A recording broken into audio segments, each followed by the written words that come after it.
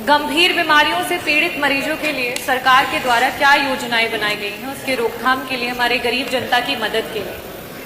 अध्यक्ष जी, बड़ा ही निराशापूर्ण जवाब आया है। मुझे ऐसा प्रतीत होता है कि जब जब सत्र में पिछले 2.5 वर्षों में आपके विभाग के द्वारा जब भी प्रश्न पूछे गए हैं तो आपका एक सेम आंसर है कि हमने इतने जिला अस्पताल, इतने मेडिकल कॉलेज, इतनी डायलिसिस की मशीन, इतने एम्बुलेंस।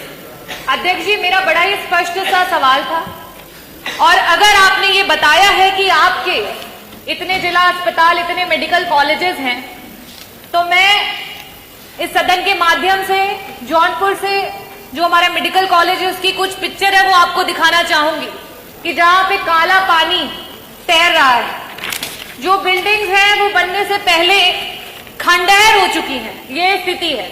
और आप इसे गिना करके जवाब देना चाहते हैं कि आप अपने विभाग में क्या कार्य कर रहे हैं। मैं ये टेबल कर दूंगी अध्यक्ष जी, ताकि ये मंत्री जी के पास जो असली पिक्चर्स है वो पहुंचे और उन्हें पता चले कि जो बार बार आप ये कहते हैं कि हमने मेडिकल कॉलेजेस बना दिए, जिला अस्पताल बना दिए, उन जिला अस्पतालों और मेडिकल कॉलेजेस की क्या स्थिति है।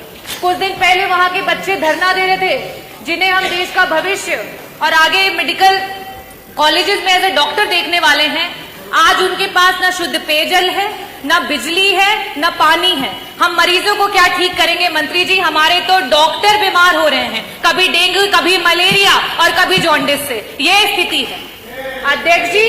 It is really shame for the UP health minister and the department of health ministry. और आज सेंट्रल में तीसरे टेनियर के बाद भी अगर मेडिकल कॉलेजेस की ये स्थिति है, definitely a shame for this सरकार कि आप इस तरीके की स्थिति ला करके रखी है आपने।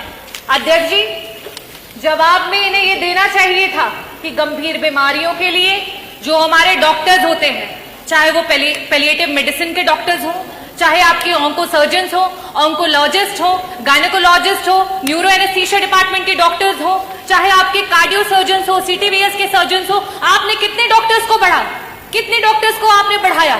आज पेशेंट्स के अनुपात में आपके पास कितने आईसीयू के बेड्स हैं, कितने वेंटिलेटर्स हैं? अगर ये जवाब आता तो वाकई मुझे लगता कि आपके विभाग को कोई जानकारी है और सही में आप सरकार की और जनता के लोगों के लिए कुछ काम कर रहे हैं। अध्यक्ष जी, मैं वापस से अपने प्रश्नों पे आऊंगी कि मंत्री जी, सिर्फ और सिर्फ आपसे 2 प्रश्न हैं और उसके उत्तर गोल गोल ना घुमा करके सीधी तरीके से बस बता दीजिए कि आज उत्तर प्रदेश कैंसर जैसी बीमारी में देश में टॉप कर रहा है। ये प्रदेश आज इस समय वर्तमान में 2024 में हमारे पास कैंसर के 16 लाख मरीज हैं और हर वर्ष 2 लाख मरीज आपके बढ़ते चले जा रहे हैं। और इन गरीब मरीजों के पास ना तो पैसा है इलाज कराने के लिए और ना अस्पतालों में बेड्स। इन परिस्थितियों में अगर वो मरीज किसी प्राइवेट अस्पताल में जाता है, बड़ा बड़ा एस्टिमेट मिलता है। क्या सरकार कैंसर के सारे उत्तर प्रदेश के मरीजों को उनका जो एस्टिमेट जहां से भी बन करके आता है उसका एक मुश्त में पैसा उपलब्ध कराएगी कि नहीं कराएगी? मेरा दूसरा सवाल है मंत्री जी कि आज जब आपने जवाब नहीं दिया कि आपके पास सुपर स्पेशलिटी के डॉक्टर्स कितने बढ़ गए हैं, पेशेंट्स के अनुपात में वेंटिलेटर और आईसीयूज कितने हैं, तो इन परिस्थितियों में जितने भी आपके प्राइवेट उत्तर प्रदेश के हॉस्पिटल्स रन कर रहे हैं जहां पे वेंटिलेटर्स और आईसीयू की सुविधा उपलब्ध है, उनको पीपीपी मॉडल पे, सरकार तो पीपीपी मॉडल पे बहुत काम कर रही है, जगह जगह पर आप इसके बारे में एडवर्टीजमेंट्स करते रहते हैं। तो आईसीयू और वेंटिलेटर, क्योंकि ये ऐसे मरीज होते हैं, ब्रेन हैमरेज के मरीज होते हैं, इनके पास समय नहीं होता है। मंत्री जी, अगर एक्सीडेंट हो गया, आज बीपी बढ़ गया और ब्रेन हैमरेज हो गया तो तुरंत उसका ऑपरेशन होना है, लेकिन उनके पास पैसा नहीं होता ना वेंटिलेटर पे देने के लिए, ना उन वेंटिलेटर्स पे रहने के बाद।